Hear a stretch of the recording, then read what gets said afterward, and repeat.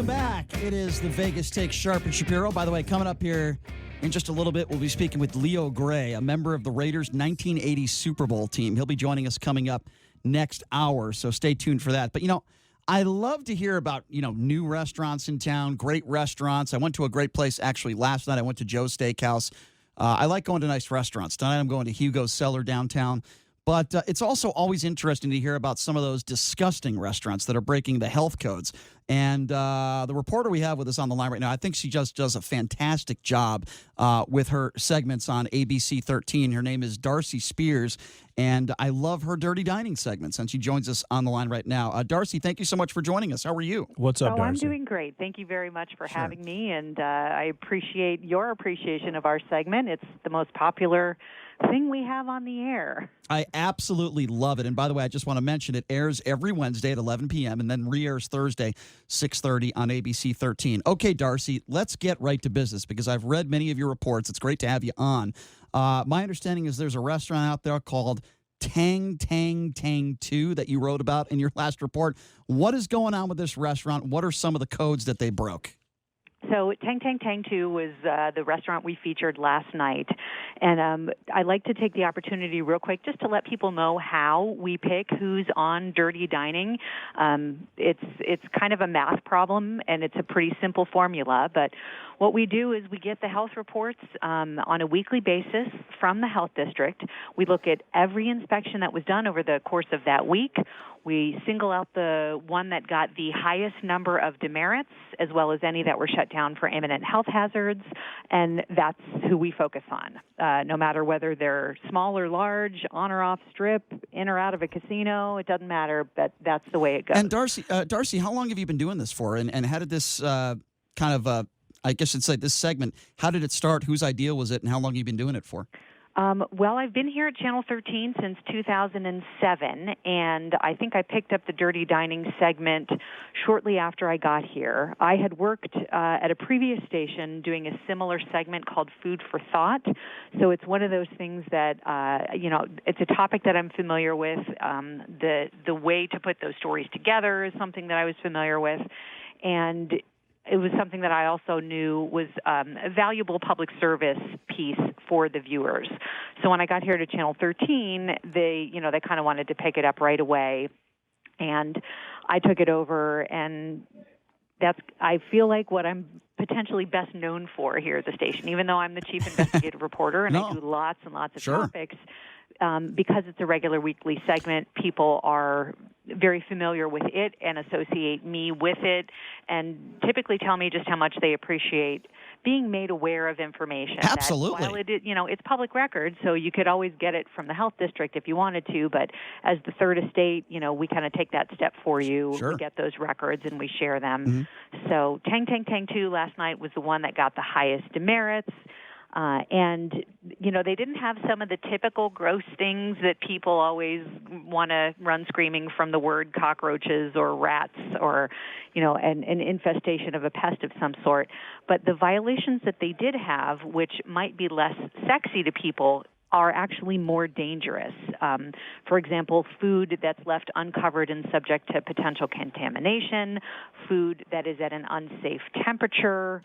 Those types of things where bacteria can breed fairly quickly can make you a lot sicker than if a cockroach crawls across your food. Ooh, that's a disgusting thought. What do you think? What do you think is the most since you've been doing this? And you've been doing this for 12 years. Is that correct?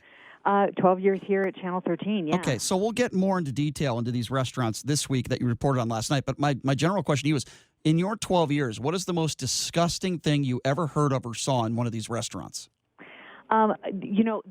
Whenever there are rats involved, I think that is, in my mind anyway, the single greatest health hazard, because we all know that rats carry disease, and you certainly don't want that element anywhere near where your food is being prepped. The one thing where rats keep coming up, surprisingly, is not so much in a restaurant, but in the dollar stores all around town. Your Dollar Generals, your 99-cent only stores, your Family Dollars.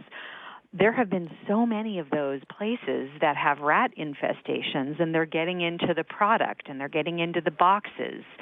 And that says that there's sort of a systemic problem when you're seeing that on a regular basis.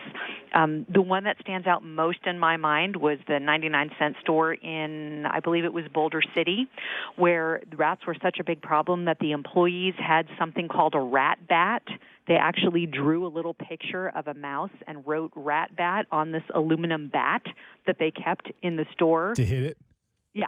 Oh, wow. Oh, my God. You know, so, but as far, so for me, that's the grossest. But when I see pictures, I remember, I want to say it was a China one. There were some pictures from the inside of that kitchen. I want to say it was maybe the one on Ann and Decatur in that area.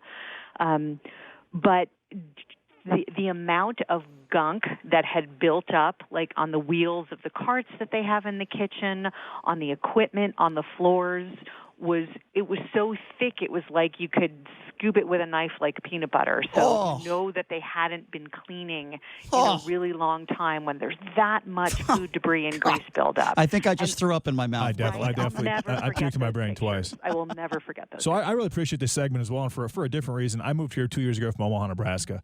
And in my opinion, Vegas is known as the entertainment capital of the world. I actually think the food here is unbelievable. I think that there's some of the most underrated. I mean, Vegas is one of the most underrated food cities in the United States. But my question is, have you had any of these dirty dining restaurants take place on the Strip? And when you report a restaurant that's on the Strip, have you got any blowback for that? There have been quite a few restaurants on the Strip on dirty dining. For example, I remember Old Homestead inside Caesars, which is a very, very high-end, expensive steakhouse. Cockroach infestation. Oh. It doesn't matter how much you charge for a steak, you have to still keep your kitchen clean. There've just been quite a few Strip restaurants. We've probably reported on a restaurant in just about every casino on the Strip at one point in time. There's nothing like spending $60 or $70 for a steak, and then all of a sudden I turn on Channel 13 that night and I find out that the restaurant I spent forked up a lot of money on has cockroaches all over the kitchen. I'm sorry, I'm laughing because it's so disgusting and ridiculous. If you're just joining us, we're speaking with Darcy Spears from ABC 13, does her Dirty Dining segment Wednesdays at 11 p.m. and it also re-airs Thursday at 6:30. Okay, so we talked a little about this Tang 2 restaurant last night. My understanding is that you uncovered that there were pork subject to contamination, also pink mold in the ice machine, and then when the boss arrived, she wouldn't go on camera, but she said the reason for the lower rating is because of two machines that weren't working properly. I would imagine, Darcy, you have a lot of bosses like this boss that try to come up with any excuse that they can for their lack of doing their job properly. There is a considerable amount of attempting to downplay. We do encounter that very, very frequently. But the funny thing for me is that, of course, when we walk into a restaurant, I'm holding the health inspection in my hand. I have the entire report. I have already done all my homework. I've read through every page, every violation. I've looked at every photo that the health inspectors took. So I have the entire picture. I know everything they were written up for.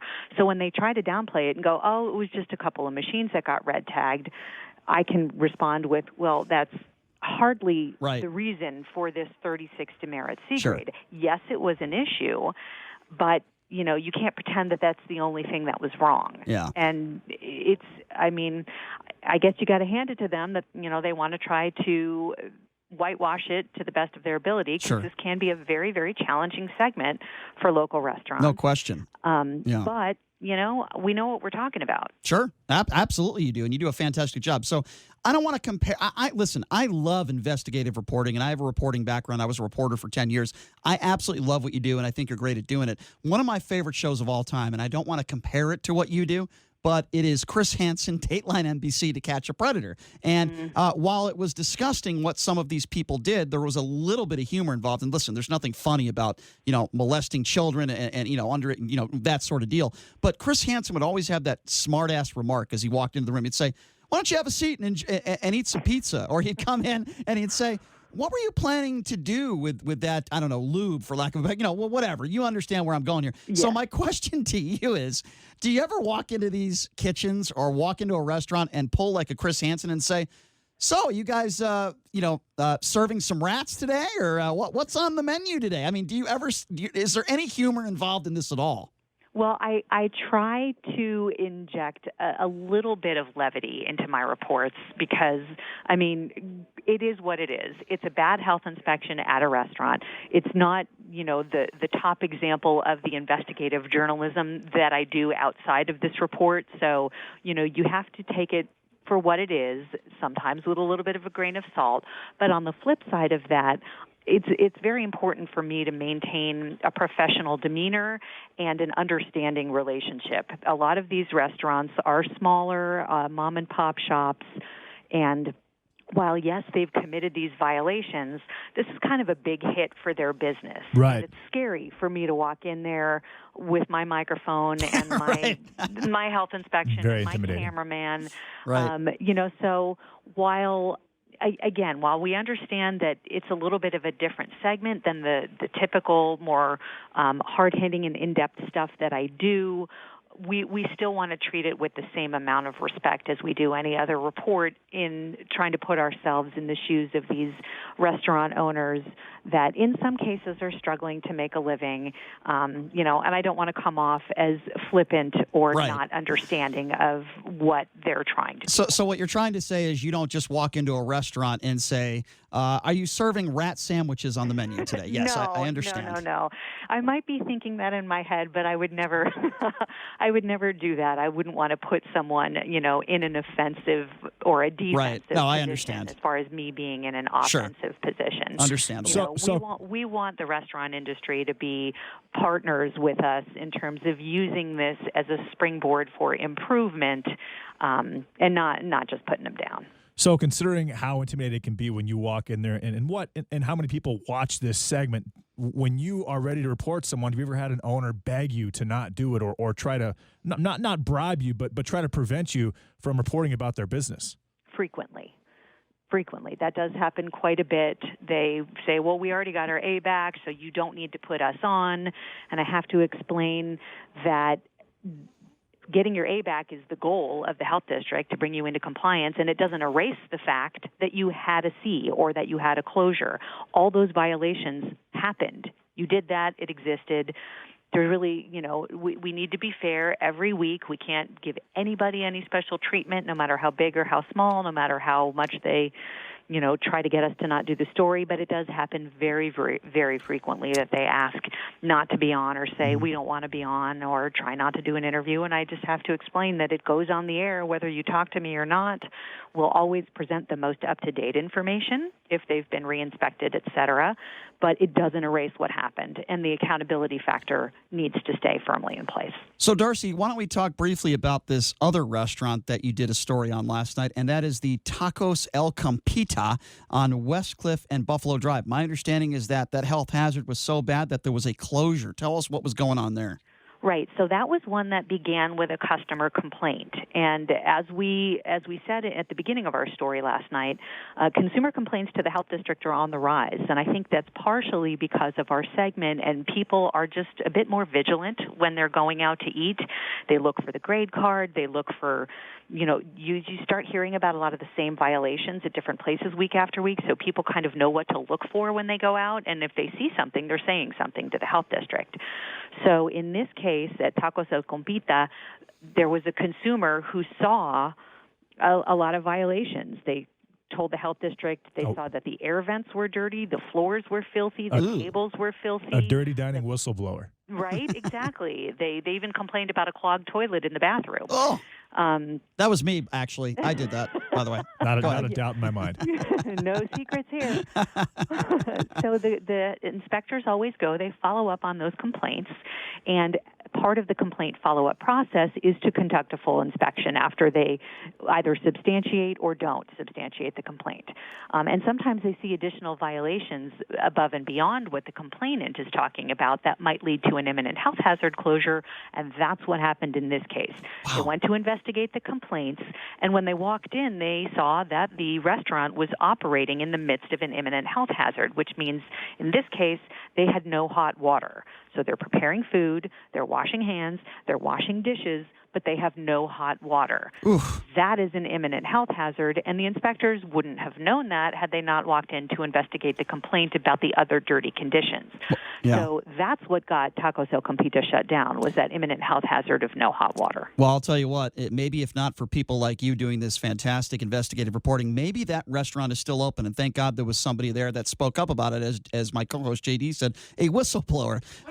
So Darcy, we really appreciate you taking some time to join us, and you really do a fantastic job. Big fan of what you do. Before we let you go, can you just give out that information again? How do people find you on social media? How do people find these segments that you do every week on ABC 13?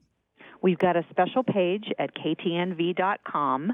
That's our station website, and if you go there and you click on 13 Investigates, which is one of the tabs at the top, there is under that a Dirty Dining tab, and that will take you to the page, and you can see the most current and a whole bunch of previous reports there. It's a pretty comprehensive page.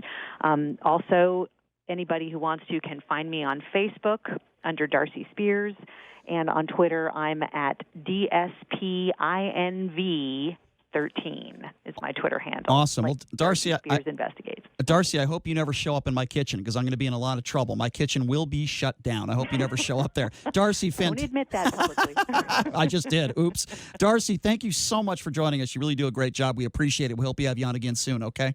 My pleasure. Thanks for having me. Thanks Great. a lot, Darcy. There you go. Darcy Spears from ABC 13. She does her Dirty Dining segment. That's a nice addition to the show, in my opinion. Yeah, well, I'm a fan. We welcome having her on again. And listen, these are restaurants that should not be open, or at the very least should suffer the consequences. Consequences. I'm using that word again. If there are rats in your kitchen, if there are cockroaches in your kitchen, if things are dirty, then you should not be serving food to the public. Okay, real quickly. When we come back, this is going to be a lot of fun. A great Raiders charity event involving a poker tournament. And the man we have with us on the line coming up next is a member of the 1980 Raiders Super Bowl championship team. Leo Gray joining us next. We'll be back right after this.